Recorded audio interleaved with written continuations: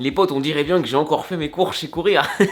J'espère que vous allez bien. Aujourd'hui, on est ensemble pour une petite ouverture de colis que j'ai déjà ouvert parce que je croyais que c'était autre chose. Comme d'hab, Courir m'a envoyé un colis de Sap et Sneakers. Je sais pas combien il m'en reste là, mais il m'en reste plus beaucoup donc faut que je profite, j'en ai plus pour longtemps. Du coup, là-dedans, il y a 3 paires de sneakers et il y a 2 ensembles. Moi, j'ai rien à dire de plus. C'est une découverte Sap et Sneakers comme on en fait habituellement. Tous les liens seront retrouvés dans la description. Donc, on va commencer directement avec les vêtements. Comme d'hab, si ça vous plaît, le petit like, ça régale et abonnez-vous pour ne rien rater. Il y a plein de grosses vidéos qui arrivent. Et quand je dis grosses vidéos, là, il y en a une. C'est une dinguerie. Bref, on va arrêter le teasing un peu bancal et on passe avec les premiers items. C'est parti, let's go. Alors, les vêtements, j'ai fait une grosse sélection que du Adidas. Ça fait très longtemps que j'ai pas porté de vêtements Adidas, que ce soit jogging, t-shirt, enfin bref, tout ce genre de trucs. J'ai eu une petite vague de nostalgie là.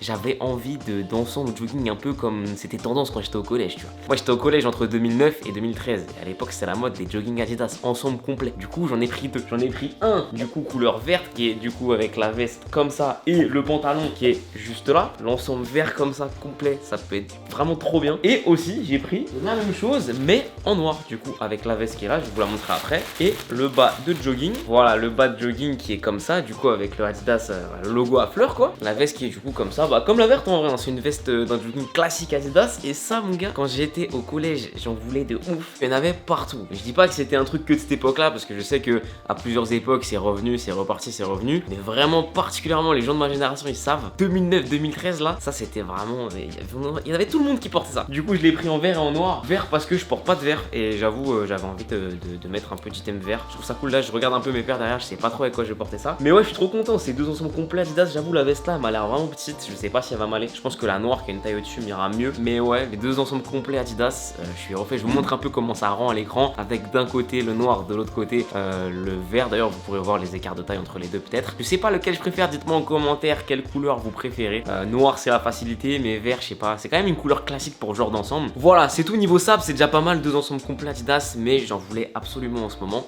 Maintenant on passe aux sneakers. Il y a du Jordan, il y a du Nike et il y a du New Balance. On commence avec une paire de New Balance 5740. Je vous en ai déjà présenté une ou deux je crois. C'est une paire qui est trop cool, c'est une paire qui est vraiment trop cool je trouve, et qui surtout est pas très chère. Et c'est ça qui est bien parce qu'on sait que selon les gammes New Balance peut être plus ou moins cher. Et bon, les gammes que j'aime bien d'habitude sont quand même pas mal chères, les Made in USA tout ça. Mais là sur cette 5740 on n'explose pas niveau prix, et ça c'est une vraie bonne chose. Elle se présente du coup comme ça. Pour moi la gris foncé c'est une meilleure coloris. Au niveau de la semelle, elle a un espèce de traitement un peu jauni et en même temps un peu blanchi au niveau de la semelle. Je sais pas si on le voit, un peu à la façon Protection Pack. Les Protection Pack à la base elles sont comme ça, avec une semelle t'as l'impression qu'on a déjà marché dehors avec, alors que non, c'est juste un traitement un peu genre vintage. Je trouve ouais la semelle beige comme ça avec tout le peur gris, ça rend super bien. C'est une paire qui est pas mal confort. Il y a un défaut sur cette paire, c'est qu'elle fait des gros pieds. Je sais pas si on se rend compte comme ça, peut-être pas vraiment à la caméra, mais c'est une taille 40 et enfin c'est du 40 quoi, c'est une vraie petite taille. Pourtant je trouve qu'elles font plutôt balèze, donc ouais c'est un défaut qu'elle a je pense, à porter avec quelque chose d'assez large, un peu ample, sinon c'est pas top. Mais ouais une vraie bonne paire du quotidien, un très bon rapport qualité-prix. Je vous montre à l'écran comment ça rend avec un pantalon large. Je trouve que c'est la façon de la porter le mieux, parce que si tu mets ça avec un pantalon un peu serré ça peut vite te faire des big foot mon gars. Voilà, c'est tout ce que j'ai à dire sur cette paire. C'est une paire qui est vraiment cool, facile à porter,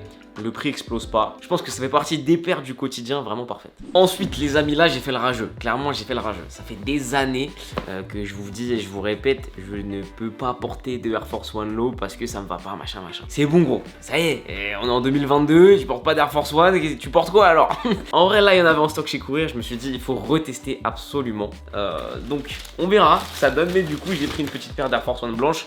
Est-ce qu'on peut parler vite fait de cette galère autour de cette paire là? C'est n'importe quoi. Ça c'était un des top ventes chez With The New. Ça ne doit pas être un top vente chez With The New. C'est impossible que cette paire là, qui existe depuis 1982, qui est portée par tout le monde, et se finisse top vente chez With The New. C'est pas possible. Ça m'énerve en fait. Ça m'énerve parce que si on en arrive à galérer à choper des paires comme ça c'est n'importe quoi. Donc bon, je vais me retester ça, je vous montre à l'écran, voilà comment je la porte. Je pense que je vais mettre le même pantalon en vrai, hein. Je trouve qu'elle passe bien encore une fois, petit pantalon large. C'est une paire vraiment, j'ai pas besoin d'expliquer ce que c'est la Air Force One, tout le monde sait ce que c'est une Air Force One. Du coup voilà un peu ce que ça donne, hein, Air Force One blanche comme vous la connaissez, il y a vraiment pas d'autres détails. Cette paire là représente tout ce que j'aime pas sur le marché de la sneakers en ce moment. Les prix en augmentation pour rien, une paire indisponible alors que c'est un classique qu'on a depuis des années. Bref, je pense que si tu veux voir un peu comment le marché est un peu en galère en ce moment et un peu chelou, tu regardes l'état de l'Air Force One et t'as ta réponse. Et en vrai c'est une paire que j'ai envie presque de me forcer un peu à m'habituer de porter, parce que c'est trop cool à porter, tu vois, tu mets ça avec n'importe quoi, n'importe quand, par même n'importe quel temps. Donc ça c'est un classique, je suis très content de l'avoir. Et vas-y, là c'est ma mission là, porter de l'Air Force One.